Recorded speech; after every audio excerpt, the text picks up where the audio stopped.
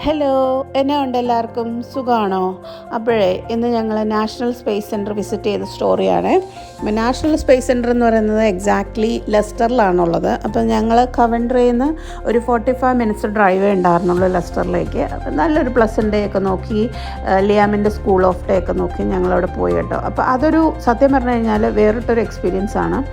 നമുക്ക് കൂടുതലും സ്പേസിനെ കുറിച്ച് എക്സ്പ്ലോർ ചെയ്യാനും, സത്യം പറഞ്ഞു കഴിഞ്ഞാൽ അതിൻ്റെ സ്പേസ് ഷട്ടിൽ, സാറ്റലൈറ്റ്, ആസ്ട്രോനട്ട്സ്, അങ്ങനെ സ്പേസിൽ ഡിഫറെൻ്റ് ആയിട്ടുള്ള ഒരു കാര്യങ്ങൾ മനസ്സിലാക്കാനും, അതുപോലെ ഈ ഒരു സ്പേസ് ഷട്ടിൽ ലോഞ്ച് ചെയ്യുമ്പം ആ ഒരു എക്സ്പീരിയൻസ് എങ്ങനെയാണെന്നും, അതിലേറെ നമുക്ക് അവിടെ പ്ലാനറ്റോറിയം ഷോ എന്ന് പറഞ്ഞിട്ടൊരു ഷോ ഉണ്ട്, ഡിഫറെൻ്റ്.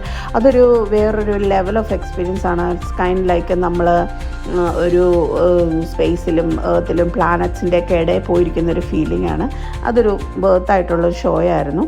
പിന്നെ അതുപോലെ തന്നെ നമ്മൾ സ്പേസിലെ ഡിഫറെൻ്റ് ആയിട്ടുള്ള കാര്യങ്ങൾ, ലൈക്ക് മൈക്രോ ഗ്രീൻസ് അവരെങ്ങനെയാണ് സ്പേസിൽ വളർത്തുന്നതെന്നും, അതുപോലെ തന്നെ സ്പേസിലെ ചെറിയ ഒരു ടൈനി ടോയ്ലറ്റ്, അങ്ങനെ വ്യത്യസ്തമായ കാര്യങ്ങൾ, ഇങ്ങനെയൊക്കെ കാര്യങ്ങളുണ്ടോ എന്ന് തന്നെ സത്യം പറഞ്ഞു കഴിഞ്ഞാൽ നമ്മൾ വിചാരിച്ചു പോകും.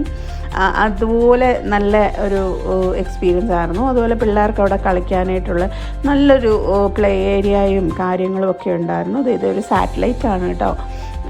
അപ്പോൾ ഇതൊക്കെ കഴിഞ്ഞിട്ട് ഞങ്ങൾ അതിൻ്റെ മുകളിൽ ഏറ്റവും, അതായത് ഒരു റോക്കറ്റ് എന്ന് പറയുന്നത് അതിൻ്റെ ഏറ്റവും ടോപ്പ് ഫ്ലോർ വരെ എങ്ങനെയാണ് എന്നുള്ളൊരു എക്സ്പീരിയൻസും നമുക്ക് കാണാൻ പറ്റും കേട്ടോ. അതിൻ്റെ ടോപ്പ് ഫ്ലോർ വരെ ലിഫ്റ്റും ഉണ്ടായിരുന്നു. നമുക്ക് ആ ലിഫ്റ്റിൽ പോയിട്ട് ഓരോന്നും എങ്ങനെയാണെന്ന് എക്സ്പീരിയൻസ് ചെയ്യാനും പറ്റി. അപ്പം അന്നത്തെ ദിവസം ഇതൊക്കെ കണ്ട് എൻജോയ് ചെയ്ത് ഞങ്ങൾ വീട്ടിൽ പോന്നു. ഇത്രയേ ഉള്ളൂ.